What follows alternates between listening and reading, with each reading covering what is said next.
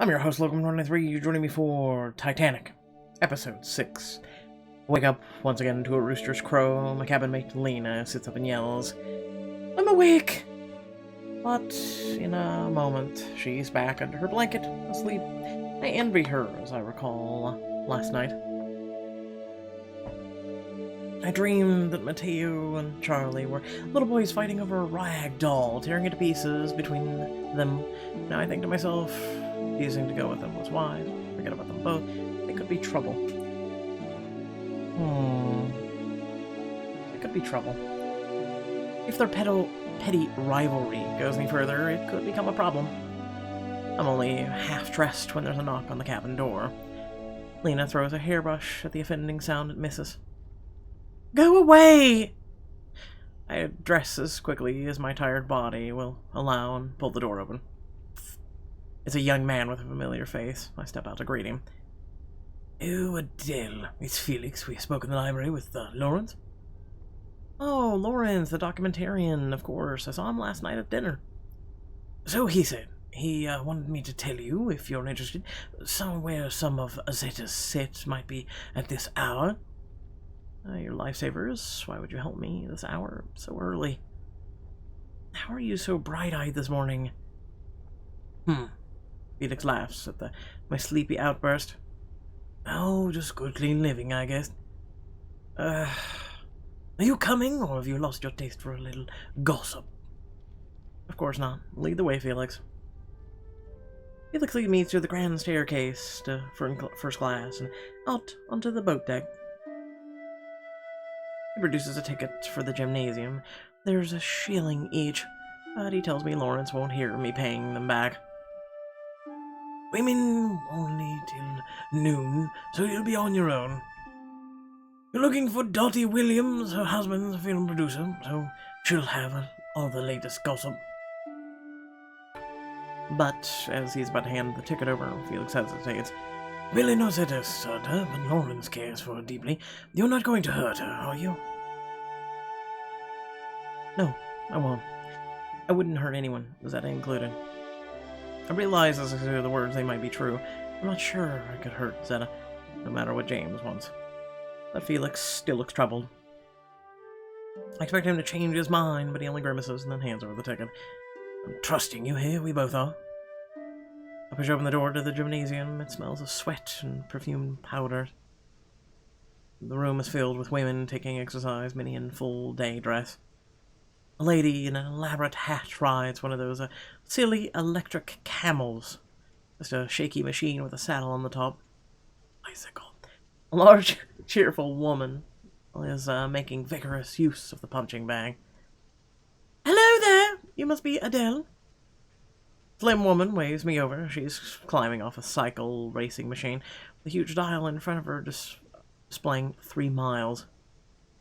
"I'm Dottie Williams. Lawrence said you might drop by. You're sort of secretary.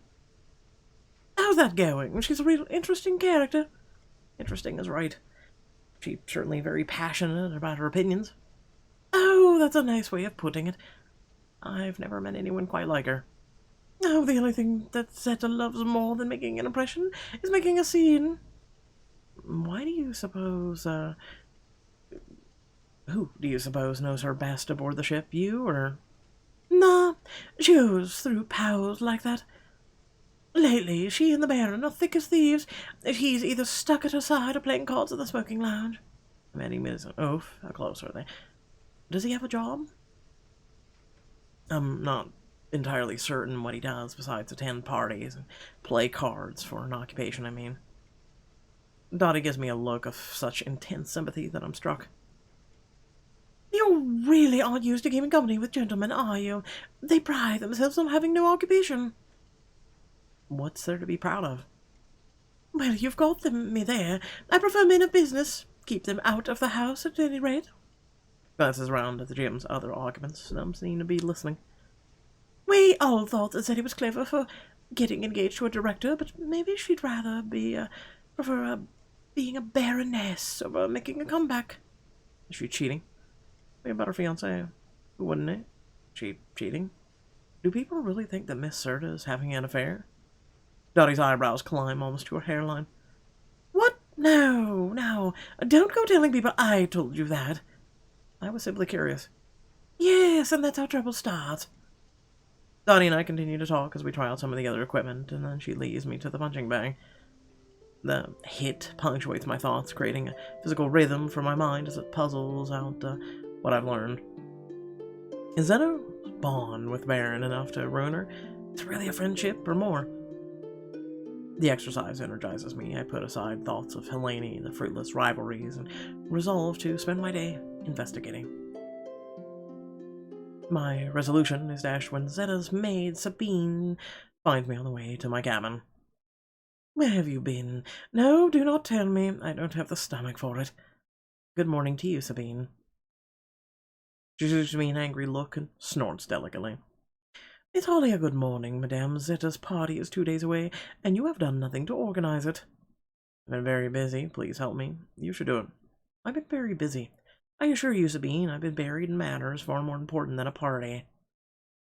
Sabine looks shocked, down to her delicate ankles, and says, without a hint of humor, there is nothing more important than a party. And with that firm reminder, Sabine wraps her fingers around my wrist and sweeps me away to Cafe Parisien. As I scamper to keep up, she mutters about the invitations, desserts, and all manner of tasks undone until we arrive at last.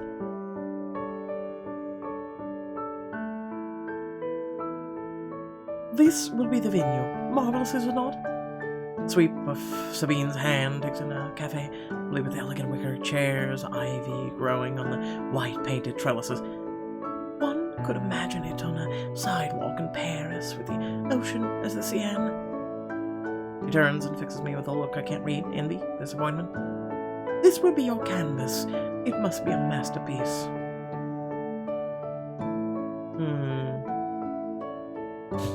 This is important to you, isn't it?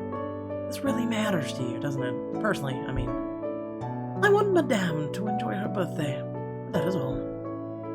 Doesn't she usually? Gives me a grim smile and almost makes her seem approachable. Not since Madame turned 13. Ah, Sabine's protectiveness begins to make more sense. Zetta's age is an issue. Now, there is much to discuss. The invitations, decoration, the food. The pastry chef and cook hover nearby as Sabine lays out several menu options, each more lavish than the last. Oysters, freshly soaked, of course, and pâté de foie gras, salmon, broil, roast duckling, oui, and sirloin of beef. And for dessert, peaches in chartreuse jelly, eclairs, vanilla, and chocolate, fresh strawberries to top it off. Sabine shrugs and turns to me for a decision. We need elegance. We require only the lightest and most refined dishes, nothing too sweet or too heavy. I cross out a few items on the menu and circle the others. The cook looks relieved. Bien, though Madame has never prized simplicity. The chef and steward fall into a hushed argument over the wine, but Sabine ignores them completely. Now then, the decor. The cafe's present appearance is very chic, very à la mode. Paris is eternal, non? But we could make changes. How extravagant for decoration. Oh. I was like, wait, what? What's going on? Like the purple. Let's not do anything. We could add a little color. So basically posters of her doing her acting to kind of like cement it. No. I'm gonna go with purple. We could decorate the room in Zetta's favorite shade. Sabine replies immediately, not having to ponder the question for a moment. Lavender. We could arrange fresh flowers on the tables. She would love that. Move on to the guest list, inspect the china, and instruct the staff in how to address Zetta. I see faint lines of exhaustion around Sabine's eyes, but she shows no sign of slowing down. Now, I must only press Madame's clothes, plan her beauty regimen, and decide what to do with Mimi. The dog is endless trouble.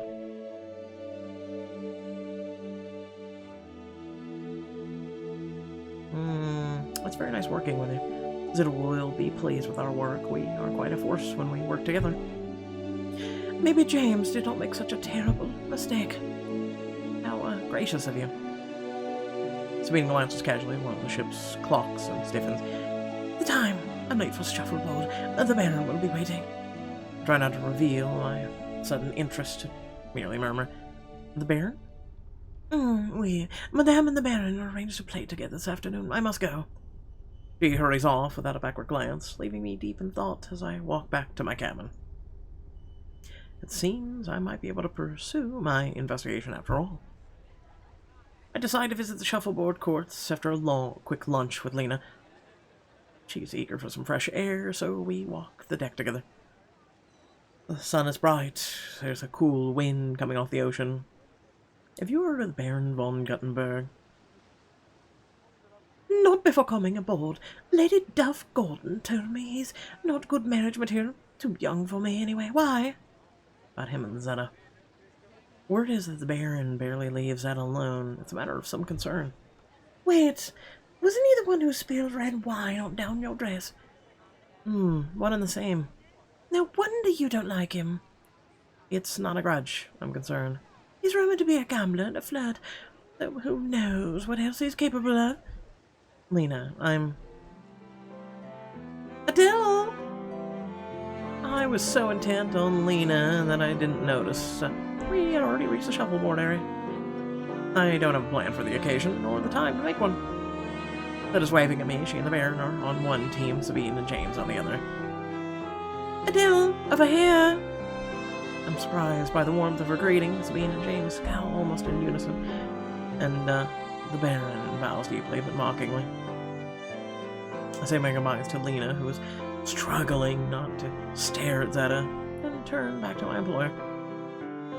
You survived dinner last night, I wondered if you got trampled in the hunt for Mimi.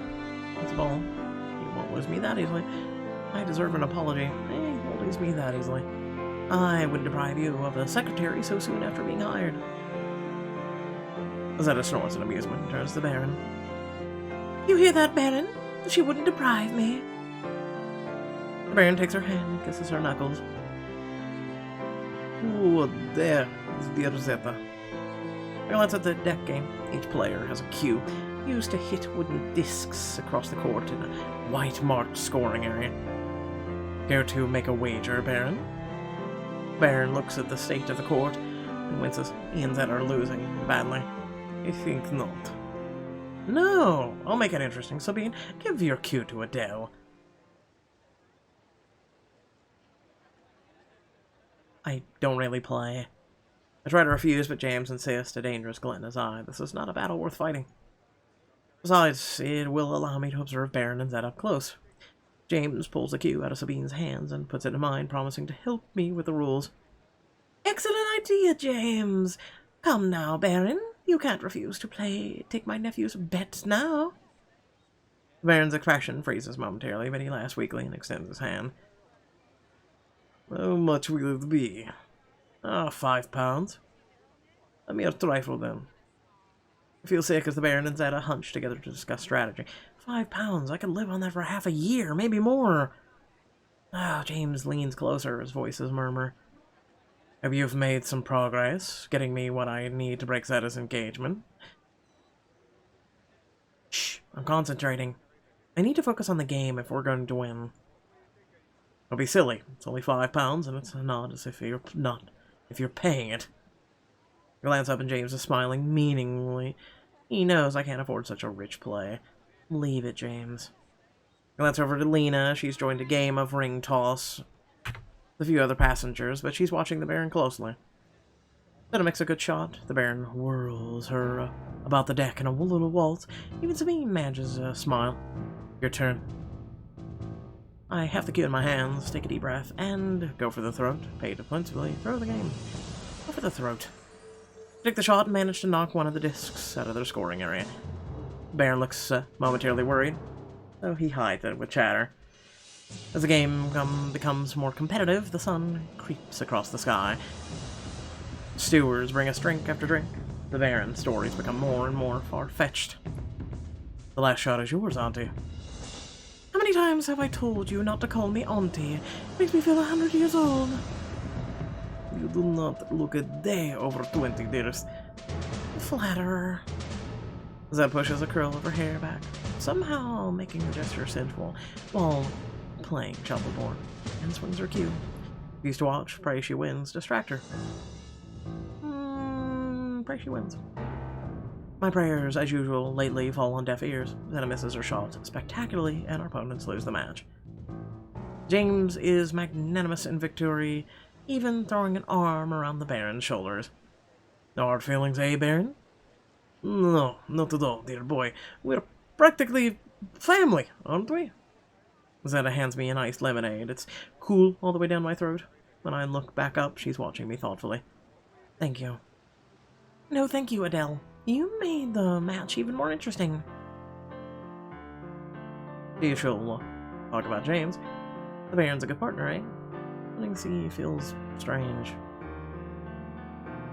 It's been years since I won anything. It feels off somehow. Zetta places a hand on my upper arm and squeezes gently. She's so close I can smell her perfume. Perhaps your luck has turned. I don't dare hope. Oh, please, you're many things, Adele, but a coward is not one of them. I was quite sure you disliked me. I say the words without meaning to. But Zetta smiles, lazily. She's even more beautiful like this. Hair askew, sweat glistening in the afternoon sunshine. I was just testing you. I don't like whiners and weaklings, but you've got fire. I think you can handle me. You're talking about the job? But can you handle me? I know I can. But can you handle me? I've got fire, you said. You talk like a woman who can be burned. You challenge that issue, remember that. Can't be burned? Adele, we can all get hurt. I'm just not scared. She moves back to Baron's side after one last lingering smile, and it's only because I'm watching so closely that I see what happens next. Zetta slips a Baron a clip of money, which he uses to pay off his losses. How intriguing. What? I tell Lena everything the moment we're back at our cabin.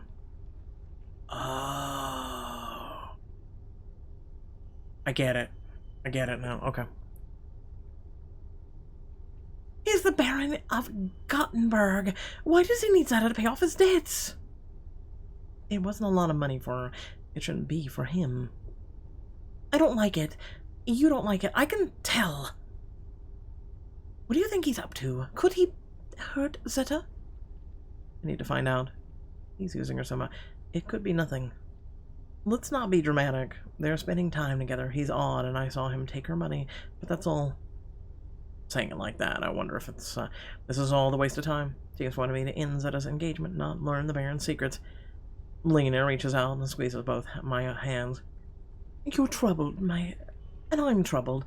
And if great Zetta Serda is in trouble, I want to be part of the solution. And I want to help you too. Something's bothering you, and I owe it to you to do my part. It's in the cabin mate's code. There's a code? This could be dangerous. Lena, I don't want you to put yourself in harm's way. You've got your own health and reputation to worry. Oh, Adele, I can say with utter certainty that if the Baron tosses me overboard, it'll be worth it to say I helped Zetta. She gives me a huge wink, and I very nearly laugh. We need to talk about the Baron ourselves, away from Zetta, so we can see how he acts. Confront him? No, just go fishing for a bit, you know? See what we can turn up without him getting angry and causing trouble. I have a flash of memory, something Dottie mentioned at the gymnasium. The Baron often plays cards in the smoking lounge. He knows me, though. He'll be suspicious if I ask questions. Well, then I'll go by myself, but we have a bigger problem. I'd never get past the door. What? I'm now dressing up as a man. Damn, she's right. It's strictly gentlemen only in the smoking lounge. How could we break the barrier? We'll go together in disguise. Damn. We'll have to find, Okay, so this one's 20. Oof. Bit hefty. Just dressed like a man. Find another way. Alright, not the smoking lounge then. Maybe we can set up a meeting somehow. Get the Baron outside. And I can talk to him, yes. You'd have to stay away, but I could tell him anything I like and it won't matter. Who were you thinking about?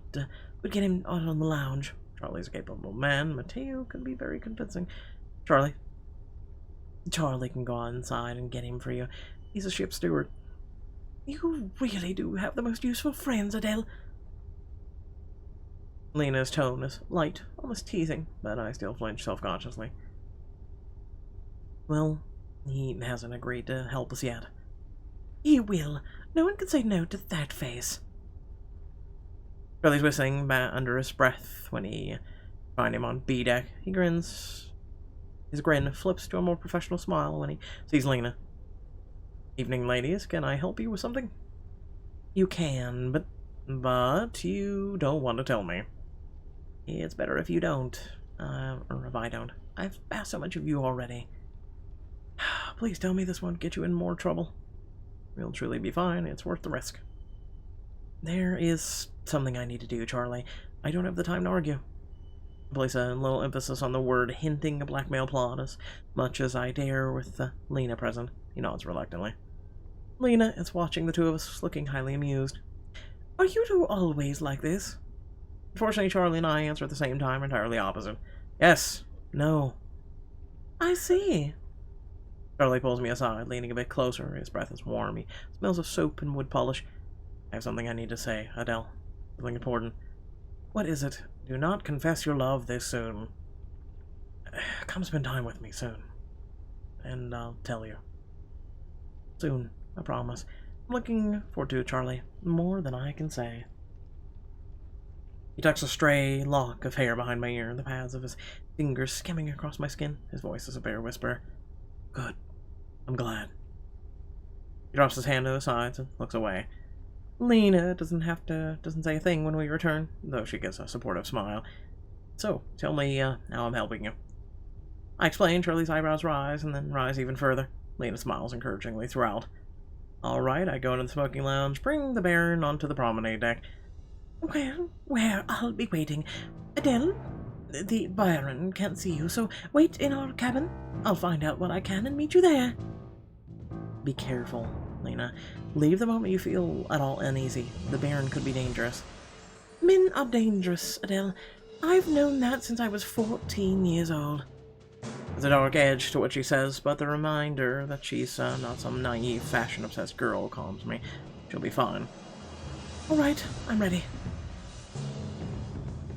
Lena draws herself up, and between one moment and the next, talent changes from the cabinmate Lena to a wealthy duchess's daughter.